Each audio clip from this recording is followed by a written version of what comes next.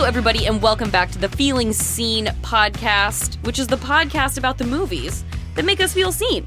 And my co-host for today is a comedian who you may have seen on The Late Show or perhaps The Late Late Show with Stephen Colbert, and she has an album coming out, a comedy album coming out called Dirty Bird on March 8th. Caitlin Peluffo, what else do the people need to know about you before we get started here today? What else do you need to know? You need to know that I live in New York. Mm-hmm. All right, I'm a big sports fan. Great. I played a lot of sports. Mm-hmm. And I'm a tough bitch. May I ask what your favorite of the sports was? Soccer. I grew up playing soccer. Okay. But I played pretty much every sport that was thrown at me. Mm-hmm. Very athletic child. Mm-hmm. Not a brainiac, but very athletic. She went with her talents, people.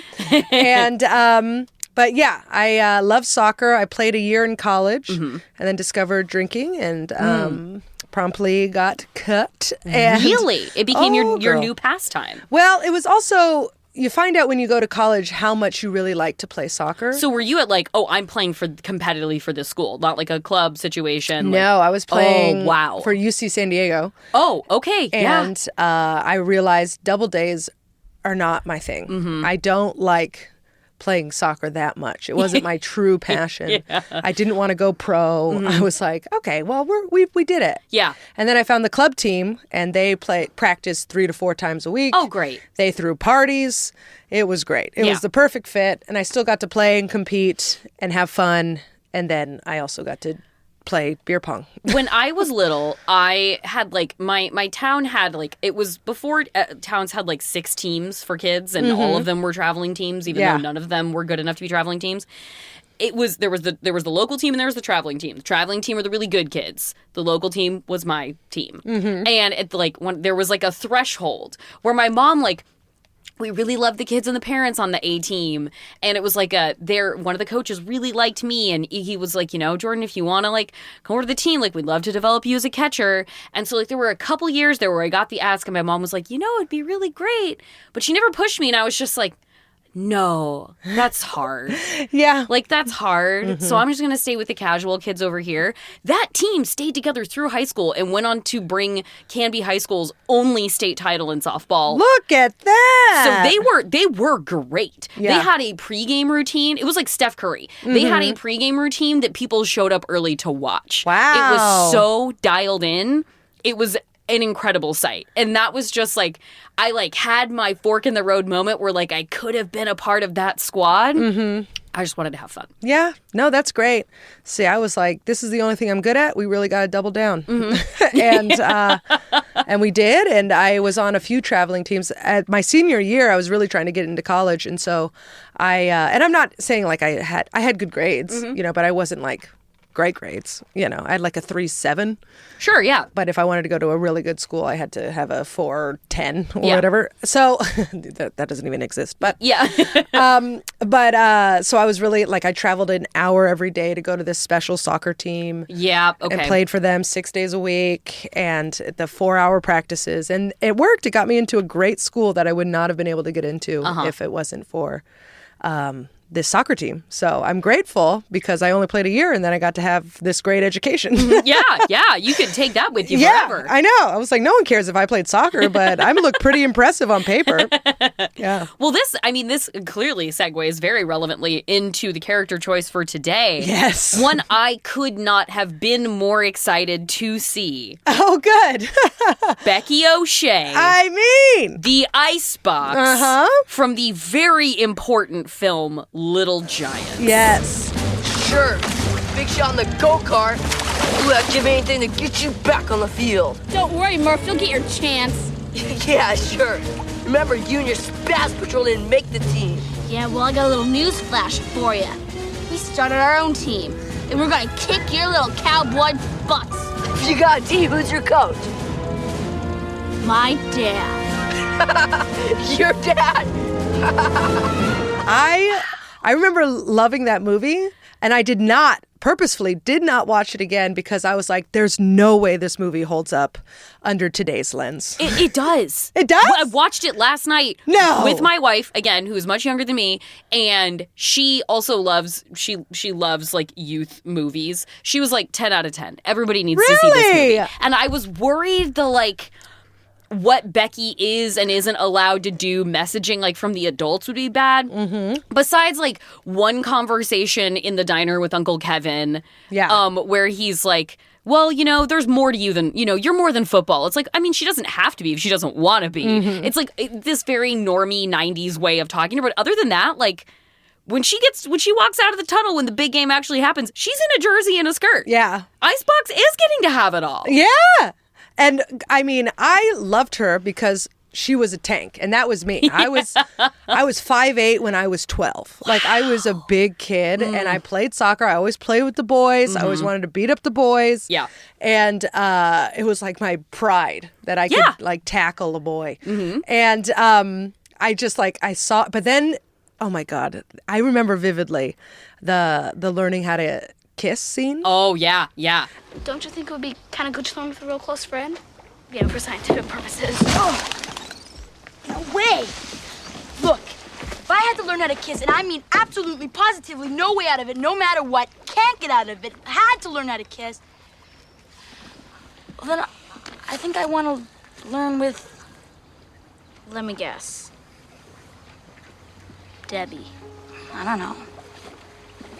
But if not her, definitely another cheerleader type. Right?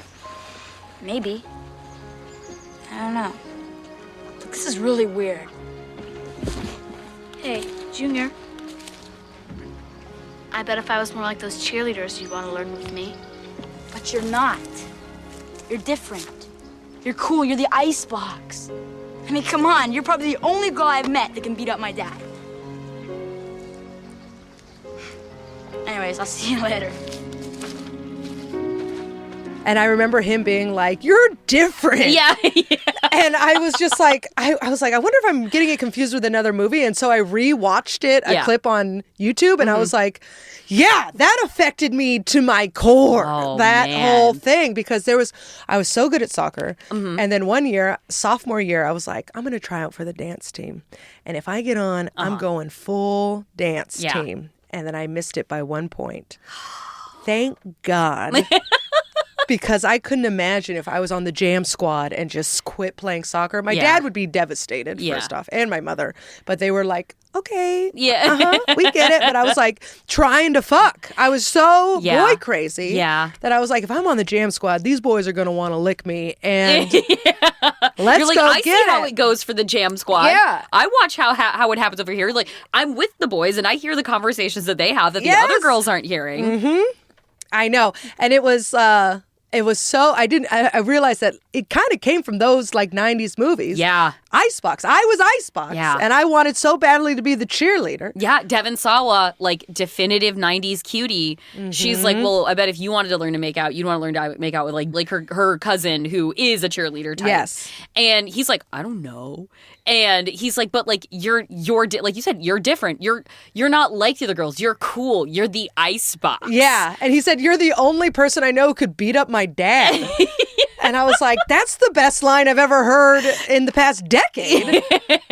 I mean, that's so cool. Now as an adult, I'm like, hell yeah, Becky O'Shea. Exactly. When you could have the perspective on it as an adult. I know. But back then, I was like, I don't want to be the bitch who beats up the dads. I want to be cute. Well, and if any of you guys missed The Little Giants, it's a 90s kids movie about it opens with tryouts for the very good football team in the town, coached by the local hero who's a Heisman winner, and Ed O'Neill from what's it called, Married with Children. And again, younger wife watching it, it took them about 15 minutes, and they were finally like, is that Gloria's husband from Modern Family? Really? And I was like, sure is. And I was like, let me blow your minds right now. He had a career before that. I know. I was like, have you guys heard of Married with Children? They were like, never. Oh my God. So that was the sitcom we watched growing up. The Married with Children was like appointment viewing in my house. Yeah. So Ed O'Neill is the dickbag, like, local hero, small town Ohio, Urbania, and he's gonna coach this Pee-wee squad to glory. Yes. We open on the tryout where like 5 kids don't get picked, and watching it now, I'm like, put them on the team. There's like 5. It's not like there's 20 kids that had to be cut. There's like put them on the team. Yeah. But so, and Becky, his niece, she's the best one out there, but he doesn't pick her because she's a girl. Yeah. So in a like fight with some of the local boys, she's gonna stick it to him. She's like, well, I'll see you on the field because we're starting our own team. Yeah. And they have Baller. 2 weeks to put together the most like bad news Bears football team and make them competitive. And this is our movie, co-starring the wonderful Rick Moranis. Yes! I mean, it's crazy how stacked this lineup is. As Becky O'Shea's dad and her dad, Rick Moranis is the brother of Dickhead Kevin O'Shea, Dickhead Ed O'Neill. So that is our setting. And I, like, rewatching it again to come on this, I was reminded of how I so desperately wanted to live in Urbania. When I was like, this is the greatest place to grow up in America. I mean, they had a little lake. It was very sweet. It was like a small town USA. Yep. Cute. Cute. And then they had the cute boys. I mean, You couldn't have a cuter boy at that time of that movie was made than Devon Sawa. the middle part, come on. Between him and Jonathan Taylor Thomas, there was not another way to look. No. You looked like one of them. What's he doing now? Where is he?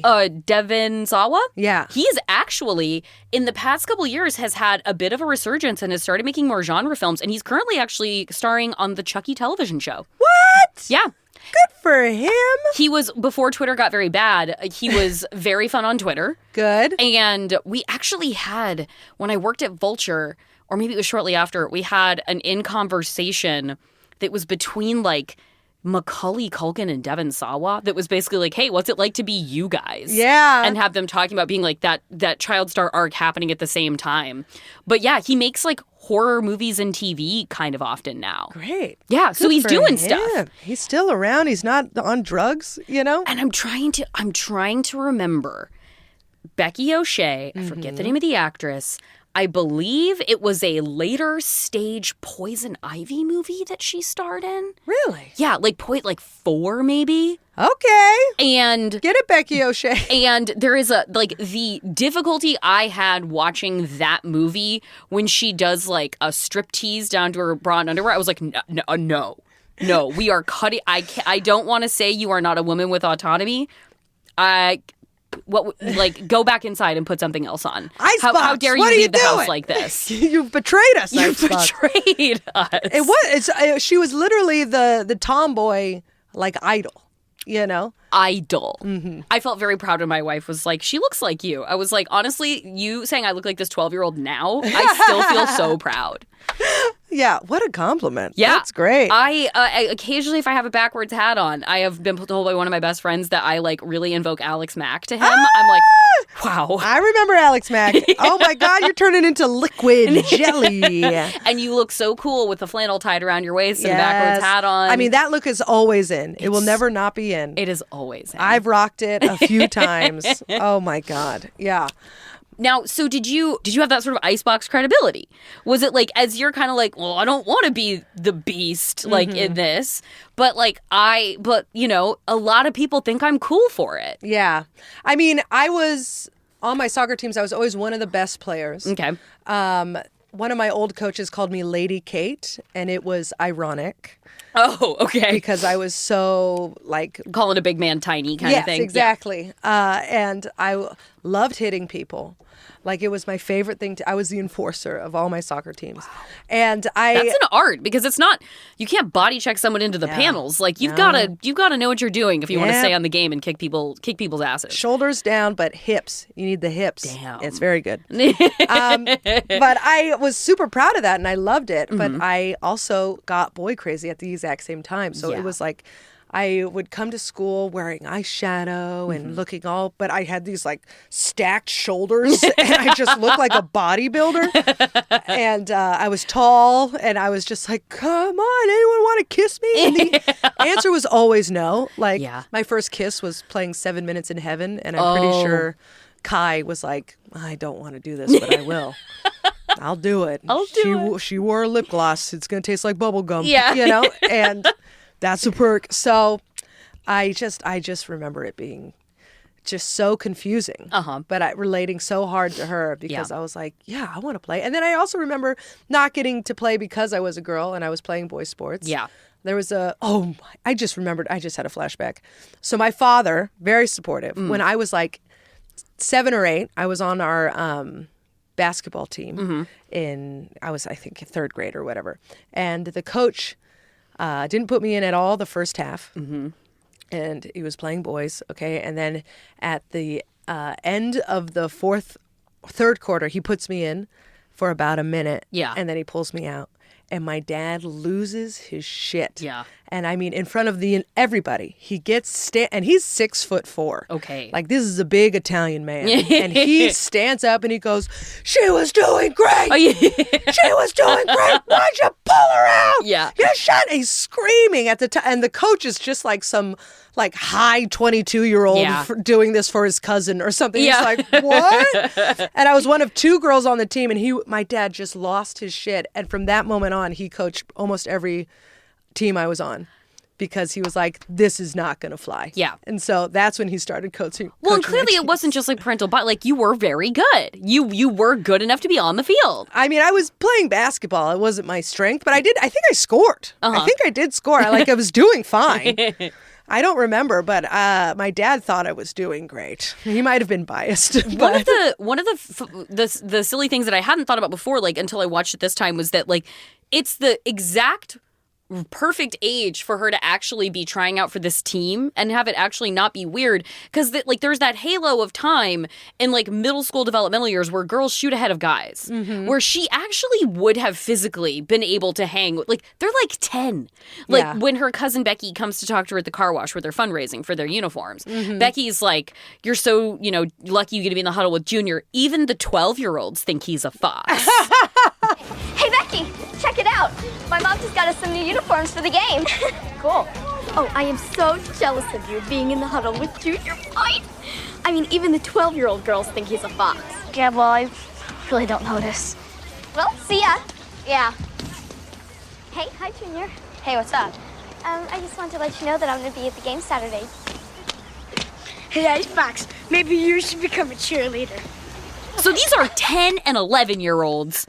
Girls at 10 and 11 are like on par with boys who are 10 and 11. Yeah. So she very well could have been out on that field knocking boys on their asses, and it wouldn't have been like it wouldn't have been like necessary roughness with fucking Kathy Ireland getting out there and being like, hopefully she doesn't get hurt. Yeah. Yeah. And the reason I didn't watch Little Giants is because I recently rewatched Ladybugs. And that does not hold up. There could be a lot of problems with that one. Oh, my God. The racial references. Oh, it's with God. Rodney Dangerfield, which, Lee of course... Lee Chu. I know. Oh, and then God. he's so many, like, trans references. Yeah. And it was just like... A movie not this equipped. This is so fucked. And I watched half of it, and I was like, I can't do it. It's so, like, this is so offensive. And I remember being little, being like, this movie rules. I loved Ladybug. It was... Yeah. Do not watch it again. Just let it live in your memory as something fun. Jonathan Brandis, may he rest in peace, Oh, was, yes. to me, another one of the definitive cutie boys. But I, as a queer person, was also beside myself over Vanessa Shaw. Yeah. His, like, dream girl who plays on the team. Yes. That, I mean, I can't imagine a Rodney Dangerfield movie in the mid-90s having the sensitivity to be able to... This is entirely off topic, and I won't go too far. Have you heard of the movie The Color of Night? No. It is an erotic thriller from like 1994 starring Bruce Willis. Oh. You do see him totally naked at a certain point. No. It is you have you get to a watch little Bruce done? You do. In a pool.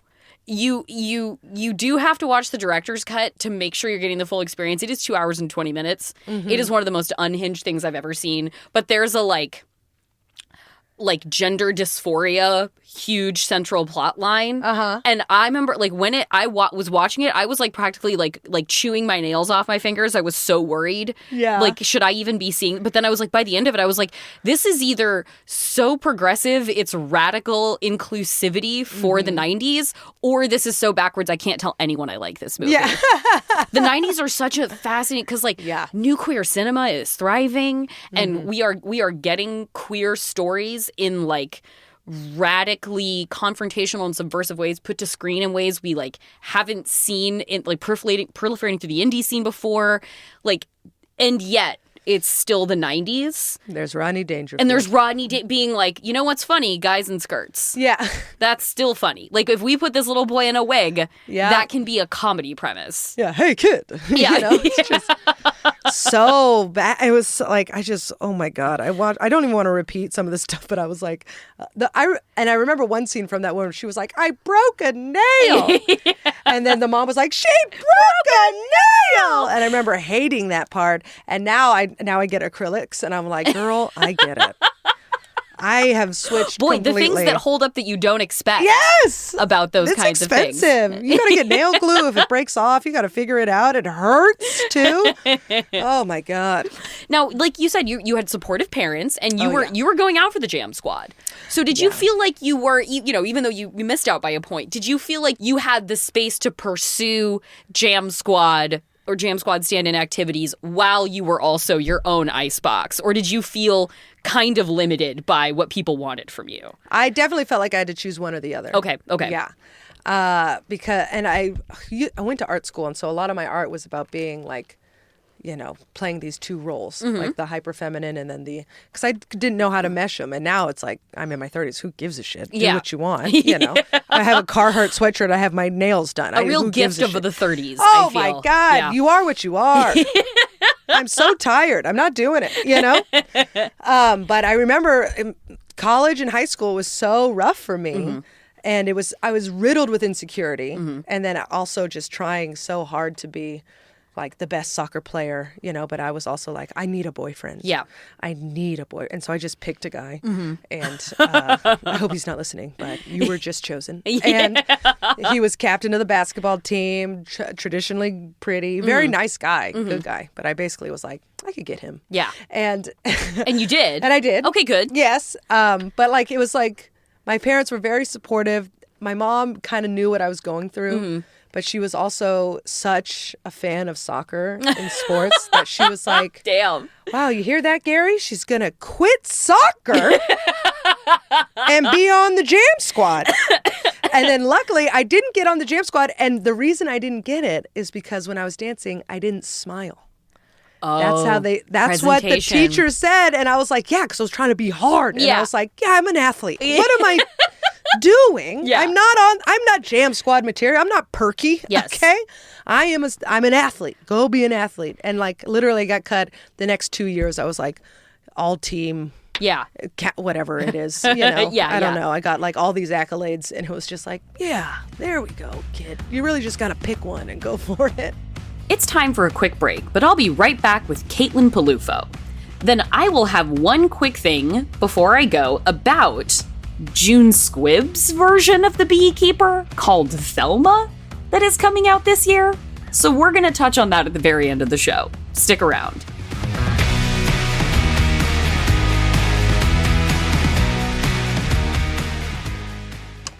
Back for another game. You know it. What's going on? Just one more week till Max Fun Drive. Hard to believe. It's been a heck of a year since the last one. We're now a worker-owned co-op. We raised $50,000 for charity last year. And we've added a bunch of awesome new shows. But do you think we're ready to do it again? Absolutely. Lovely new gifts are lined up. The episodes will be amazing. And wait till everyone hears the bonus content. Yeah, plus they know to go to MaximumFun.org/newsletter, so they're getting all the news. Oh, like that meetup day is on Thursday, March 21st. Then what's bothering you? Me? Oh, nothing. We're all set for Max Fun Drive to start on Monday, March 18th. I just didn't want you to see this coming. Check. What? Hang on.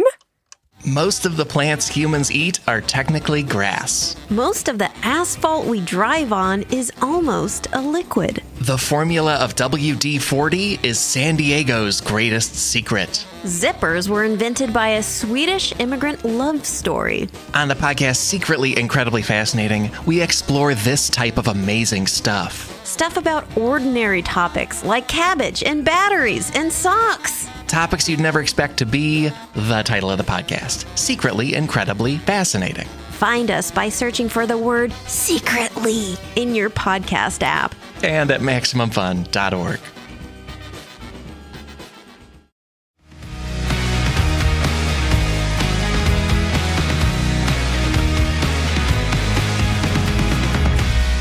Welcome back to Feeling Seen.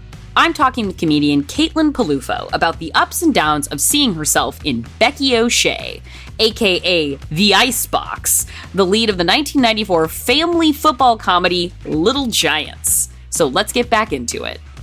When you decided that like the intensity of collegiate soccer was not for you, did with that come a sort of like foray more into like feminine expression consistently, or like when did you ever veer toward that, like away from sports girl, or did you just start merging them more comfortably at a certain point? I merged them definitely more comfortably. I also realized, I was thinking about this. I don't know why I didn't think I could be both, because I played on enough teams where women who played a lot of soccer. Yeah. They were also super cute, super fun. Oh, the soccer girls in my high schools were the soccer girls and volleyball girls. Yes. Cuties. Yes. They were the babes. But I realized what it was is they were all rich. So they could afford to be it, Yeah. you know? Like, Yeah. I had to wear my uniform sometimes to school. You know, Yeah. I was shopping at Mervyn's, you know? And those don't fit your shoulders, you know? They're able to go somewhere and find something that looks good on them. And I was like, yeah, all the rich bitches were cute and they had money.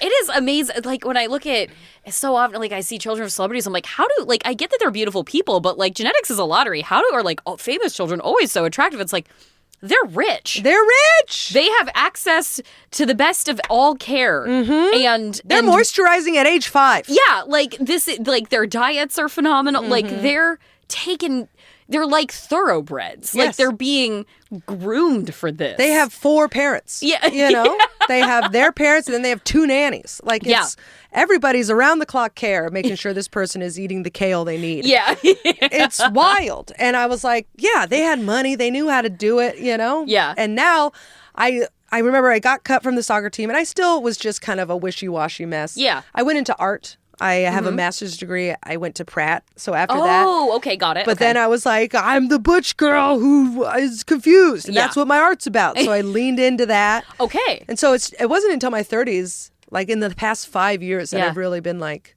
yeah, no, I'm going to be cute. I hope that that's alleviated, like, a stress. Like, has that alleviated a kind of stress of effort or just sort of in background noise of thinking about it? Well, there's the indifference where Yeah. now I'm like, I am what I am. Whatever. You're going to think what you want of me, and there's nothing I can do about that. Yeah. So the only thing I'm going to do is lead with kindness and see what else happens is on you. Whatever your opinions are fine.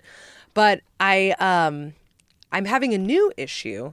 I recently lost 30 pounds. Wow. Yes. That's a substantial, that will transform a person. Yes. I went from a size 31 to a size 6 or 31. 6. Wow. That sounds crazy. It's 2 different types. It's like, just sounds like I'm a twin. I went down to my birth weight. Yeah, I know. I went from a 31 to a 28, 27. And so my clothes don't fit anymore. Yeah. And now it's like I have to decide what I want to wear. Yeah.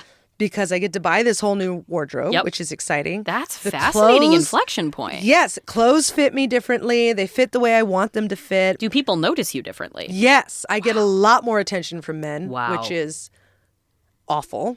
It is. I'm just like, I've been to LA last year, and I was pretty invisible. You know, and then this year, like waiters are like, if you need anything, you just let me know. Like busboys stop and they're like, do you need anything? And I was like, is this how thin bitches get shit? Yes. Yeah. I was like, last time I think you were like, finish your coffee, bitch. We need the table. They bump you. They start cleaning around you. They're like, "Oh, Yeah. you're still sitting here?" Yeah. They're like wiping crumbs into your lap. I swear, a guy stopped. He had the bus bin. He stopped and he's like, if you need anything. And I was like, I'm fine. Yeah. And I'm not even like, I'm not even saying like I'm so skinny, I'm so sexy, I'm the prettiest girl in the world. It's just literally just going from being like someone in the background to being like, oh, she's trying, you know, like a fit. I don't know. I started working out because I just froze my eggs. And so I had this, this past year, I froze my eggs. And I was like, I have disposable income. I've always wanted to be a jacked person. Yeah. And so the goal is not to be thin. I'm trying to get fucking yoked. You know what I mean? Yeah. Like I want to be cut. Yeah, but you dropped before the build. Exactly. Yeah. And so right now I'm in the drop part. Yeah. And so I'm trying to get and then it's going to be gains. Yes. Yeah. And so it's just like this, I was like, I have the money. I have the time. I don't have children yet. Yeah. I got 4 years before it's time for me to start really considering having kids. Yeah. So I'm going to get the body that I want. I hired a trainer, I hired a nutritionist. Damn. And it's just been like an obsession. Wow. You know, when you can't control your career, you're like, oh, I'll control my food, you know? Yes, I too am in media and entertainment. Yes. I was like, I'm going to weigh my chicken because I don't know what Netflix is thinking, you know? Well, do you like when you were saying like, you know, being a kid in the 90s, watching something like that scene, like you said, remembering that scene by the lake with Junior and Becky, was watching something like that at the time affirming to you as a kid? Or was it like, no, this reinforced the stigma I had about myself seeing it in a movie? The second one. Got it. It reinforced the girly girls get what they want and the tough girls don't. And I was trying to have it both ways. Talking to younger people, it is fascinating because they're in such a terrible media environment. Yeah. I'm not going to be like, you guys don't understand. But trying to explain being a child whose adolescent years were like the 2000s is a particular kind of violence. Yeah. That like, there's too much media now. There was too much media then, but like individualized media publishing platforms allows control of messaging at least, even if the beauty industrial complex is still terrifying. There is at least, you are not beholden to one presentation of yourself that you have no power to comment on or moderate. Yeah, people can be onions now. Yeah. And then they weren't. And girls were certainly not meant to be onions. You were this or you were this. Yeah.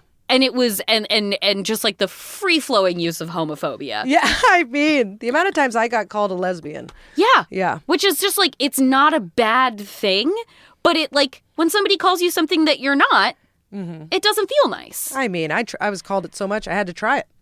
How'd it go? Not great. Not great? Nope. We appreciate you trying. Yeah. We appreciate you trying. You dive in. I even gave it twice. Tried it twice. No, thank you. You did what you could. I did. Was it disappointing when even after twice you were like, God fucking damn it? I mean, I literally remember being like, the shoe would fit so much better, right? If this took this could take a stressor off my plate. Yeah, it would be like, oh, yeah, like I could be cleaning house. Yeah. In this other facet where I have found frustration. Yeah.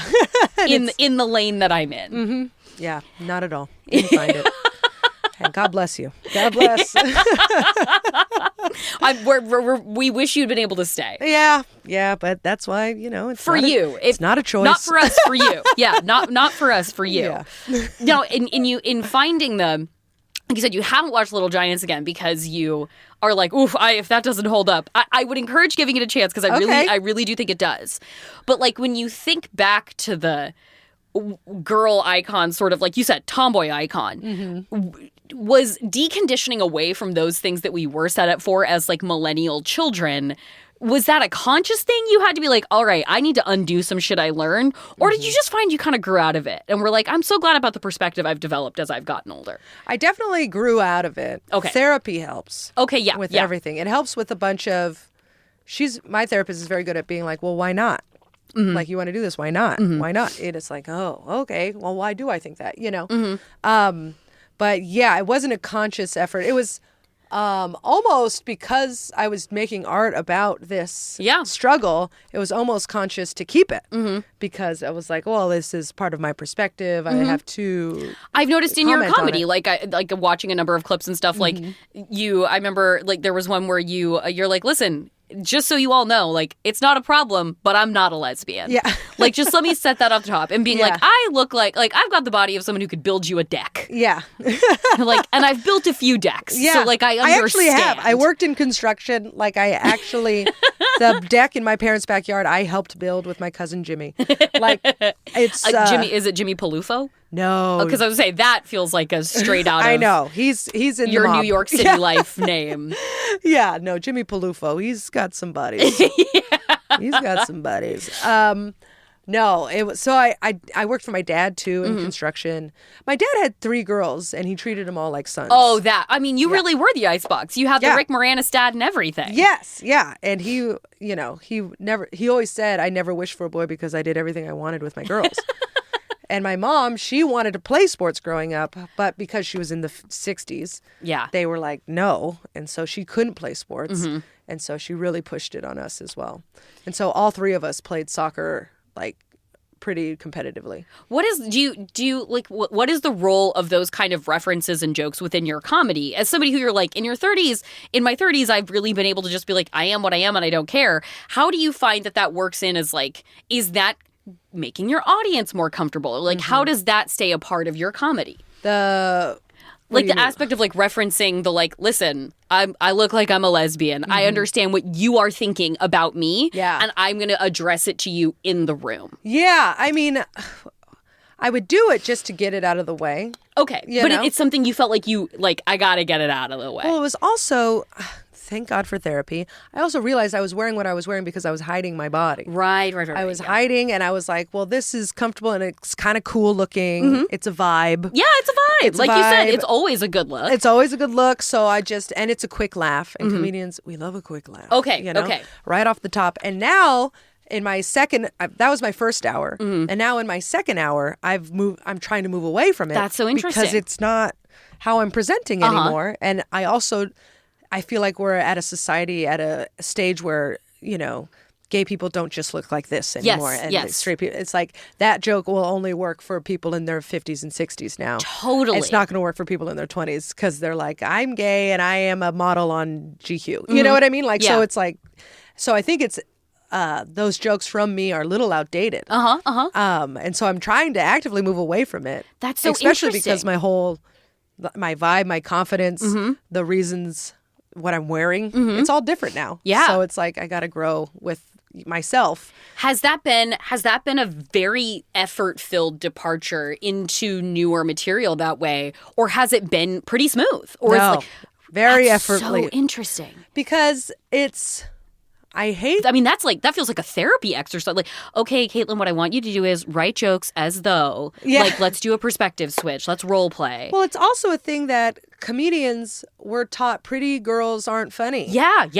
And lesbians are funny. Lesbians are funny. Like the comedy specials I remember earliest growing up, Elvira Kurt, Paula Poundstone, and Ellen DeGeneres. Yes. And Rosie. Like, those were the funny ladies I remember. And then you have this in your mind where you're like, pretty girl, you can't be funny and pretty. You can't be funny and pretty. And that's all changed. It's all different. You can be funny if you're funny. Yeah. Like, and just your perspective is totally fine. And so I'm talking to my therapist actively about this. It's like, what do I do now if I like the way I look? And it's like, I feel guilty for liking the way I look. It drives me crazy because I am engaged to be married. Congratulations! Sure. I love a wedding. Thank you. We're still trying to plan it. It's been almost 2 years. Anyways, but I'm losing all this weight, and people keep asking, "Is it for the wedding?" And that makes me crazy. Interesting. Because it's like, no, motherfucker, I'm trying to get yoked. It's like, I'm not doing this for a man or for a picture. I'm doing this for me. You're like, I'm not even doing it for this right now. Yeah. This is not end game. We got 2 more months. Yeah, you're like, wait till you fucking see me by summer. Yeah. I'm going to break you in half. I'm going to rip you. Yeah. I will separate your arms from your shoulders. Yeah, I have a new joke where I say, well, I'm not going to suck your dick. I'm going to rip it from your body. That's like the goal. I'm not trying to get a man. I'm trying to kill him. Well, that's such an interesting, like, the idea that like the pretty girls aren't the funny girls. Like, they're not the ones who you're going to see like in getting stand-up specials and things like that. So it's like, well, I'm not in that category, so I'm allowed to be funny. But if I'm going to be here, I should probably talk to you guys about my body, just so you know that I know that we're all on the same page about how it, like, to have to put, like, to be sort of culturally inculcated through our media in no small part into knowing that like needs to be a part of, like, your psyche has to, like, come out of you through that. And you're like, comedy's fascinating. Yeah, it's a real shit show. And you can really tell a lot about a person, you know, through their act. It's like there's the old saying, like, you know, watch a person's hour, they were showing you who they are. Yeah. You know? And I think with me, it was like, I want to have sex and I'm really insecure. That was what it was. And now it's like, okay, I'm a little more secure. Yeah. And I don't care so much about sex, you know, and I'm happy. Yeah. Uh-oh, am I funny? You know. So have you worried you would lose your funny at all? Yes. Yeah, okay. It's Because it's like, wait a terrifying. minute, I'm changing so much, and so much of how I know myself to be funny is this way that I know myself, but now I'm different. Yeah, and my therapist would say, look at the evidence. You know, I perform. I get laughs. Yeah. I'm wearing shirts that are tight now, you know, and it's like, you're still making people laugh. Why would you think that you're not funny anymore? Yeah. If you look at the evidence, they're laughing. They're not laughing and pointing at you. They're laughing because you said something funny. Yeah. Not because you have a waist. You know, it's like it's so bizarre the things we tell ourselves. We convince ourselves of these things that just aren't true. And so I'm actively working on just ignoring that little voice in the back of my head that says I can't do something, that I can't be both, because that's just something that I taught myself. It didn't come from anyone else. It was me who said that. Yeah. And I guess it's something that I needed to believe, maybe to make myself feel better about the old body that I was in. Right. You know, it's like, well, I'm funny. Yeah. This is why I'm this way. But I was also raging. I was drinking a lot. So Sure. Yeah. But it's like, it's just, it's a relief to be aware of it. But it's also a mess to try and navigate through. Well, and I think it to the, like, taking this kind of media in when we're little too, like, I think, like, this is an interesting petri dish of, you watch that in, like, how we hang on to the critique so much more than we hang on to the compliment. Because, like, that boat scene has super stuck with you. Yeah. And then when I was watching the movie last night, I was so heartened by, like, I love that she goes and puts on half a football uniform. Because, like, who knows what Becky's going to do in high school? Maybe, I don't know that she'll be on the cheer team. It might be harder to be on the football team. Because it's hard right fucking now. And she's 10. But, like, the movie, like, I loved, she comes out of the tunnel and her dad says something about, like, Becky. And she goes, call me Icebox. Yeah. And then she goes up to Junior and he calls her Icebox. And she's putting on her eye black. And she says, call me Becky.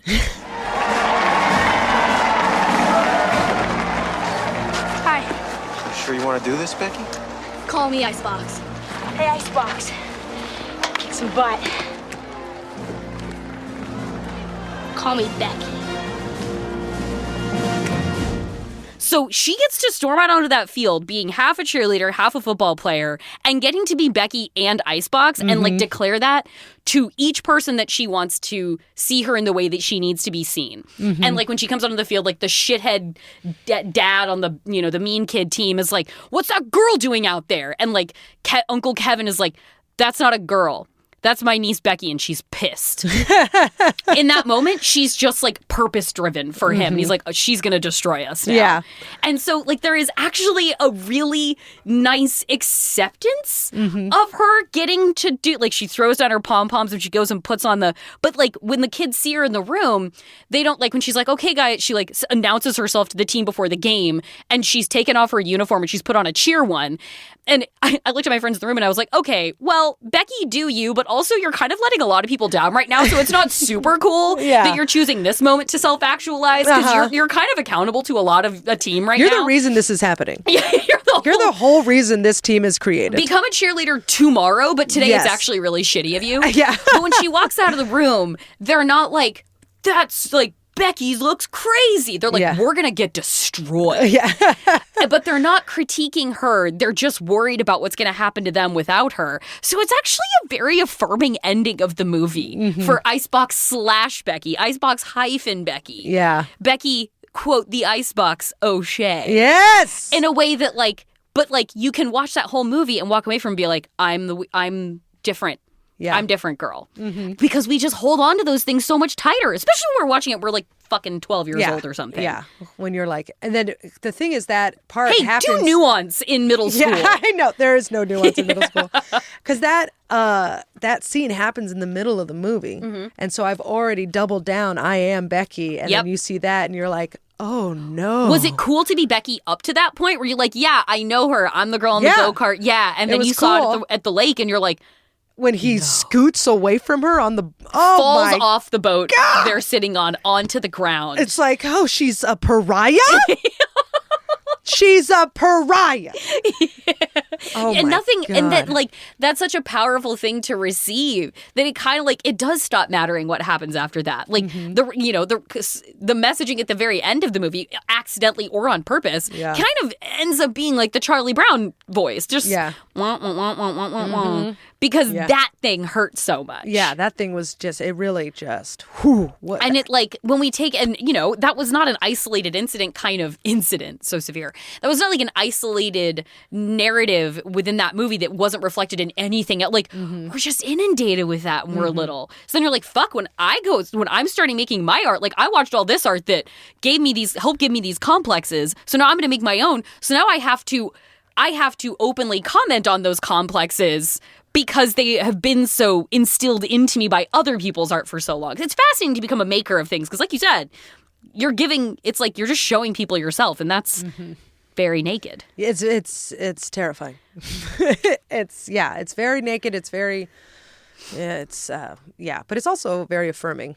When you're doing it, do you know, like I was fortunate enough to go to like a Q&A screening of Barbie the other day, and Billie Eilish was there talking, and she's such a great interview, and she got asked about like when you're writing your songs that are very like, that sound very like therapeutic, like are you writing about yourself? And she's like, well, the answer is tricky. She's like, because no, I would never share those kinds of things with anybody.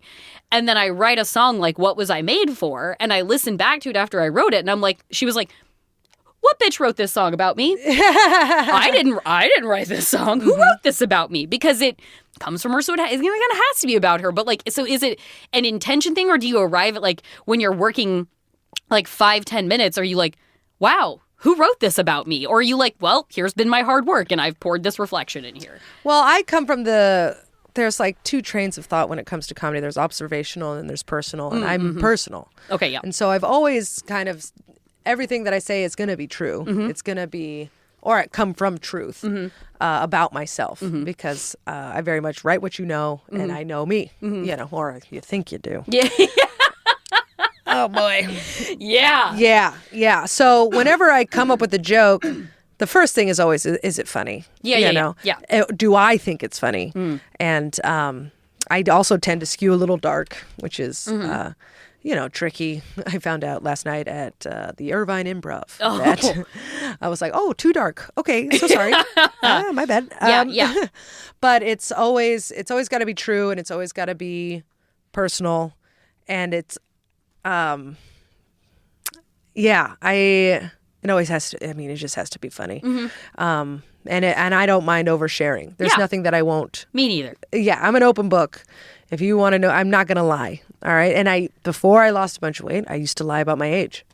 Really? I could give two I'm 37. Okay, I'm 38. Yeah, but I could care less now. It's so bizarre when you're just in your little self-conscious cocoon. And then you do finally go for the thing you want, and it's actualized, and you're like, oh, nothing matters. Like when you started like being honest about your age, did you, like, with things like that, did you gradually start clocking like, wait, I've been doing that for a really long time, and I'm about to change something that I didn't even realize you were, like, were there subconscious things that you started having to like sort of unwind from?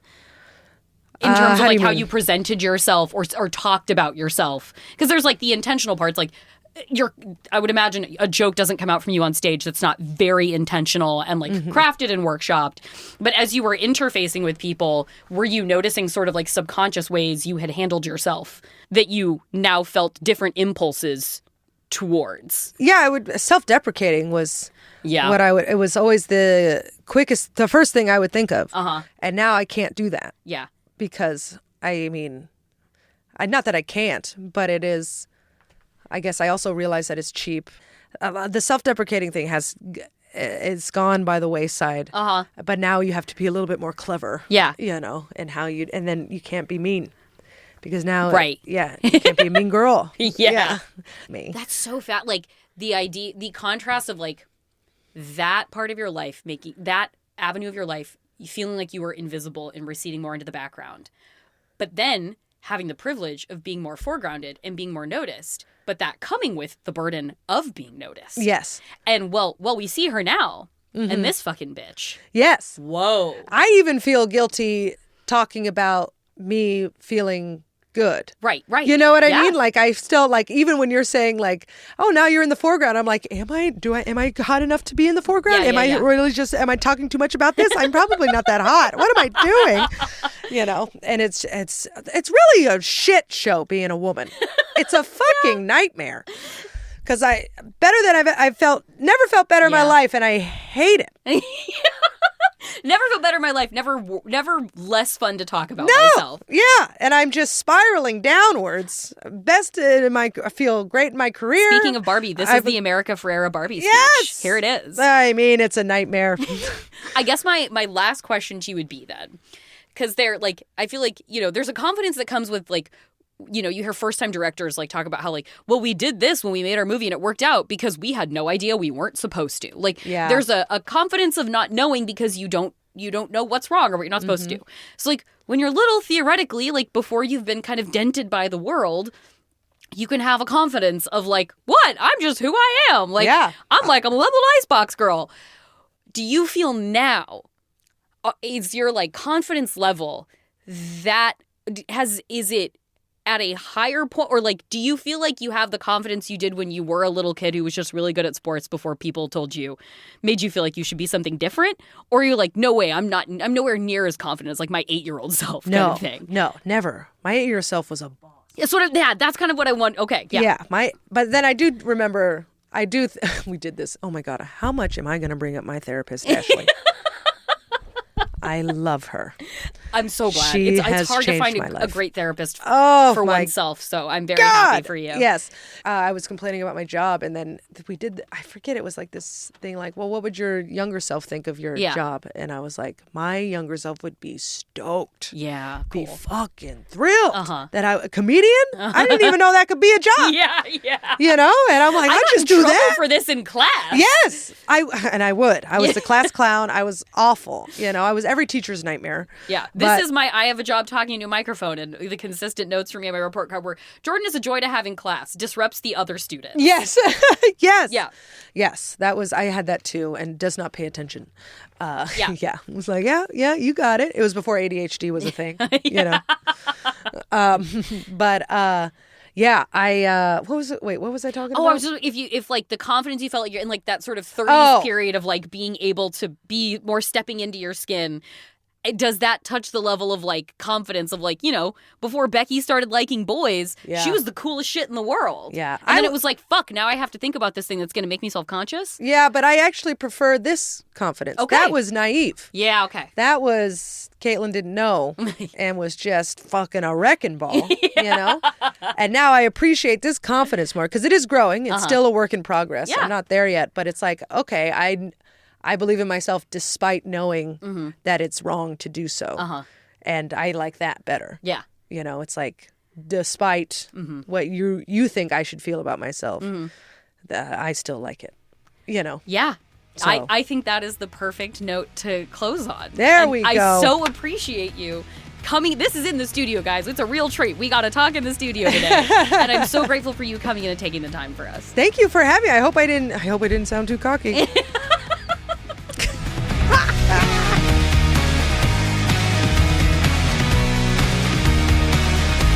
Thank you so much to Caitlin Peluffo. Her new stand-up album, Dirty Bird, just came out last Friday from Blonde Medicine. And we will link to that and where you can find it in our show notes. But now we got that one quick thing. I have to just alert people to the existence, if I can, of this movie coming out called THELMA. That is, like, June Squibb, you guys, is in her 90s. She's, I think, truly 93 years old in real life, as she is in this movie, Thelma. This is, according to press release, the first, starring film-carrying role for June Squibb in her career. First of all, that. Awesome. Second, this is the little IMDb summary. When 93-year-old Thelma gets duped by a phone scammer pretending to be her grandson, she sets out on a treacherous quest across the city to reclaim what was taken from her. AKA, this is the movie The Beekeeper, but instead of the terrible thing happening to the senior citizen character that we see in that movie, June Squibb, Thelma, at 93, gets scammed, and then she goes to find the person who scammed her. Thelma sets out to be her own Jason Statham.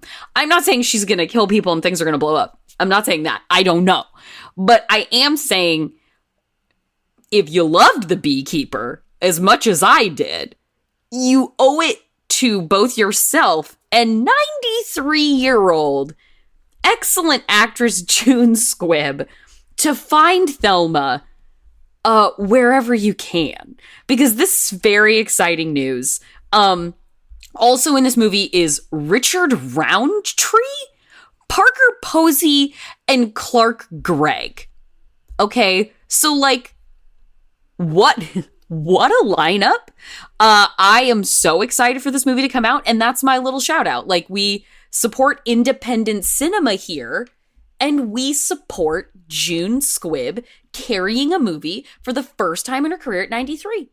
Incredible news. And that is our show. What a good note to go out on. You can follow us on Instagram and Twitter at FeelingSeenPod, or send us an email at feelingseen@MaximumFun.org. If you want to follow me, I'm JorCrew on Twitter. Our theme music is by Andrew Eapen. The show is produced by Marissa Flaxbart. Our senior producers are Kevin Ferguson and Laura Swisher, and this is a production of Maximum Fun.